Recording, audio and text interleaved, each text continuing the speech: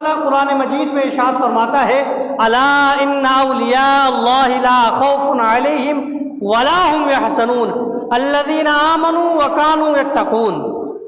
اللہ فرماتا ہے الا خبردار ہو جائیے، ان اولیاء اللہ بے شک جو اللہ کے دوست ہوتے ہیں، جو اللہ کے ولی ہوتے ہیں، جو اللہ کے پسندیدہ بندے ہوتے ہیں، لا خوف علیہم ولا هم يحزنون، ان پر نہ کوئی خوف ہوتا ہے نہ ہی کوئی رنج ہوتا ہے، ان پر نہ کوئی خوف ہوتا ہے نہ ہی کوئی رنج ہوتا ہے۔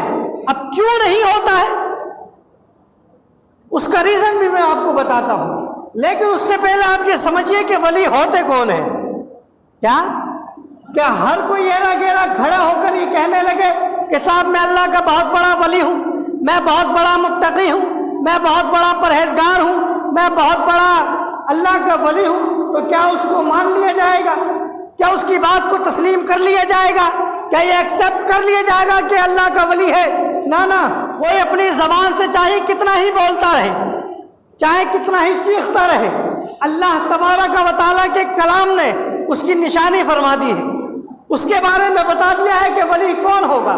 اللہ فرماتا ہے الذین آمنوا وکانوا یتقون، اور وہ ہوں گے جو ایمان لے کر آئیں گے۔ کیا؟ ایمان لے کے آئیں گے، وکانوا یتقون، اور ایمان لانے کے ساتھ ساتھ وہ متقی اور پرہیزگار بھی ہوں گے۔ کیا؟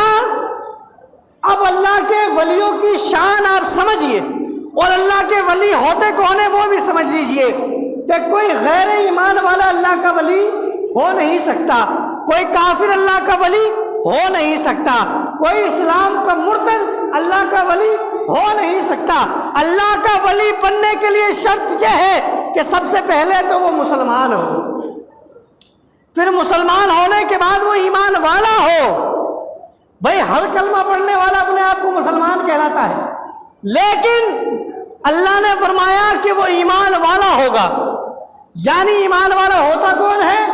جو اللہ کو مانے، رسول اللہ کو مانے، اہل بیت کو مانے، صحابہ کو مانے، اور تمام امت کے اولیاء اکرام کو مانے، وہ ایمان والا ہوتا ہے۔ تو یہ ایمان والا، پھر آگے فرمایا وَقَانُوا يَتَّقُونَ، اور وہ متقی اور پرہیزگار ہوگا، یعنی وہ نمازوں کا بھی پابند ہوگا، وہ روزوں کا بھی پابند ہوگا، وہ سنتوں پر بھی عمل کرنے والا ہوگا، وہ نفل کی بھی ادائیگی کرنے والا ہوگا، وہ چھوٹی سے چھوٹی نیکی کرنے والا ہوگا۔ تو اب پتہ چل گیا ہے کہ جو ایمان والا ہو، جو متقی ہو، جو پرہیزگار ہو، جو نمازی ہو، جو روزہ رکھنے والا ہو، جو اعمال صالحہ کرنے والا ہو، وہ اللہ کا نیک بندہ ہوگا، اور وہی اللہ کا ولی بنے گا۔ اب جس کے اندر یہ تمام صفتیں آ جائے، اس کو دنیا میں کسی سے نہ ڈر لگنے کی ضرورت ہے، نہ ایک خوف کھانے کی ضرورت ہے۔ کیوں نہیں ہے؟ وجہ سمجھ لیجیے، مان کر چلیے آج آپ کسی بڑے افسر کو جانتے ہیں، آپ کسی بڑے منتری کو جانتے ہیں، آپ کسی اچھے پیسے والے کو جانتے ہیں، تو آپ کسی سے الجھنے کے اندر 100 بار سوچتے نہیں ہیں۔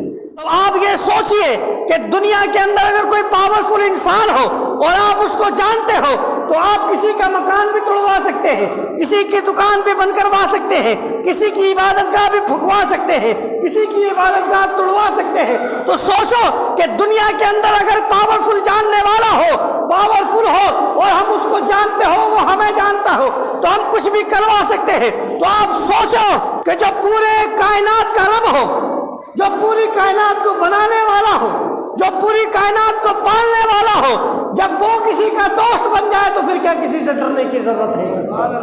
تو پھر کیا کسی سے دبنے کی ضرورت ہے؟ تو پھر کیا کسی سے گھبرانے کی ضرورت ہے؟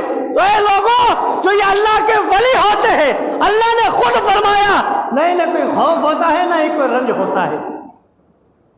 اب حضرات محترم، آج جو ہم بات کر رہے ہیں، ولی تو تمام کے تمام ہی ان کی شانیں بہت بلند ہیں، لیکن آپ سوچیں کہ جن کی ہم بات کر رہے ہیں وہ ولیوں کے سردار ہیں، کہ جن کا قدم تمام ولیوں کی گردنوں پر ہے۔